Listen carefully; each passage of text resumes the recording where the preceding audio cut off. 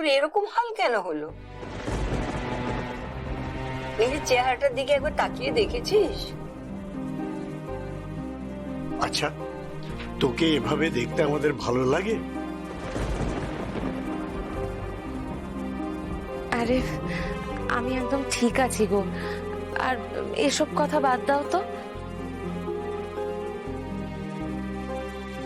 তোমরা শুনলাম নাকি পুরী যাচ্ছ, টিকিট কাটা কি এড়িয়ে যাচ্ছিস? দেখ মা, আমি একটা সিদ্ধান্ত নিয়েছি।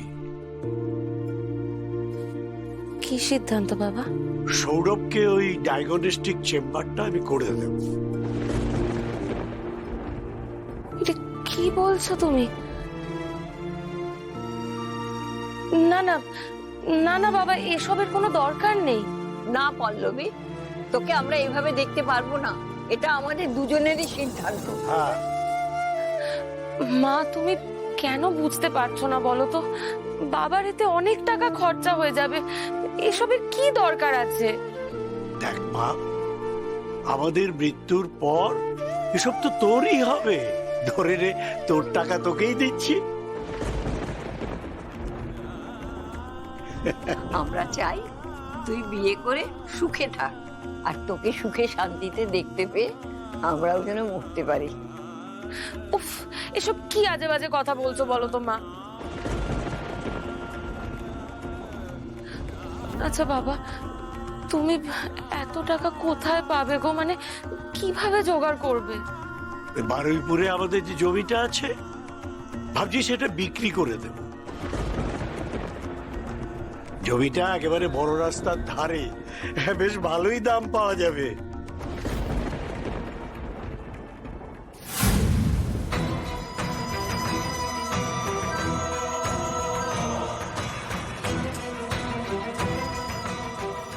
আচ্ছা, এই ব্যাপার। আচ্ছা, বিমলবাবুর সঙ্গে কি সৌরভের ঝামেলা হতো? ওই বার দুয়েক ঝামেলা হয়েছিল জোরে, পাড়ার লোকও শুনেছে। কি নিয়ে? চেম্বার সংক্রান্ত? হ্যাঁ,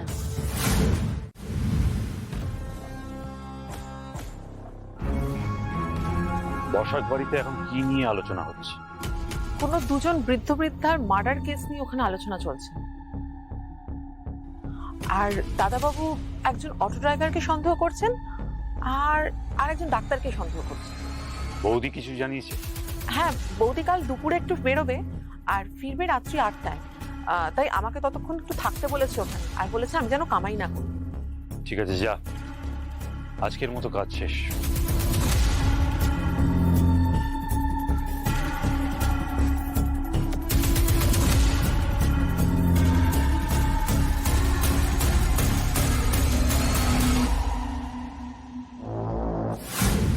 I love you Bijoy. I love you too baby.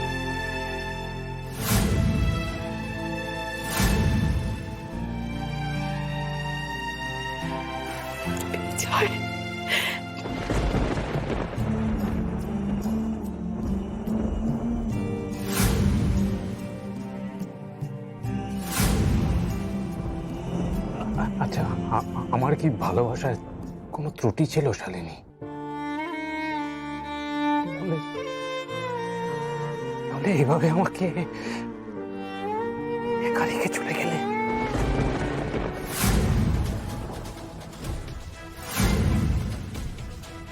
খেলা তো সবে শুরু হলো। Get ready to meet me. আমি ঠিক আছি, আমি হেঁটে যেতে পারবো। এই তো আমাদের ফাইটার চলে এসছে। Hip hip hooray! আরে কি করছো? এই কি চেয়ার ছেড়ে উঠছো কেন? লেগে যাবে তো। না না, কিছু লাগবে না, আমার ভালো লাগছে না। সারাক্ষণ বসে থাকতে ভালো লাগে কারোর? আরে এই সময় একটু হাঁটাচলা না করলেই বেটার। না না, আমি একদম ঠিক আছি। Sir, good morning. Morning, welcome back Rumi. খুব ভালো লাগলো তোমাকে দেখে। সত্যি তুমি ছিলে না, গোটা অফিসটা যেন ঝিমিয়েছিল কদিন। আমারও অফিসে না আসতে পেরে একদম ভালো লাগছিল না।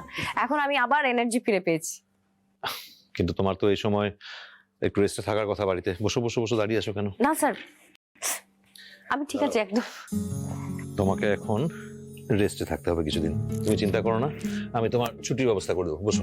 না না না না, ছুটি আমার লাগবে না স্যার, প্লিজ। আমি বাড়িতে থাকলে এত বোর হব, আর তার মধ্যে মা আছে, মা তো বকে বকে মাথা খারাপ করে দেবে।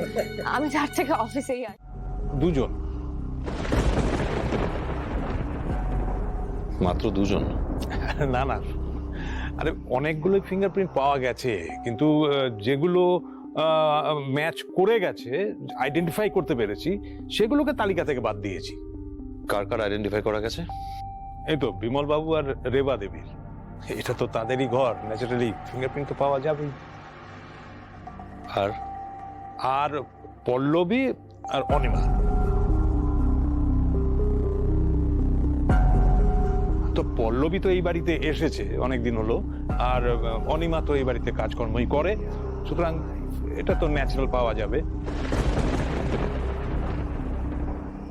তার মানে যে দুজনের ফিঙ্গারপ্রিন্ট আইডেন্টিফাই করা যায়নি, তারাই কিন্তু বাইরে থেকে এসে এই ঘটনাটা ঘটিয়েছে। ঠিক ঠিক নাও হতে পারে। মানে বিমল বাবু আর রেবা দেবী ছাড়া যাদের ফিঙ্গারপ্রিন্ট আপনার পাওয়ার রিপোর্টের সঙ্গে মিলছে, তারাও তো ডাকাত দলের সঙ্গে থাকতে পারে, তাই না? বোঝো কাণ্ড। হ্যাঁ, সে তো হতেই পারে। যদি তাই হয় তাহলে তো পল্লবী বা অনিমার মধ্যে কেউ ছিল, বা দুজনেই।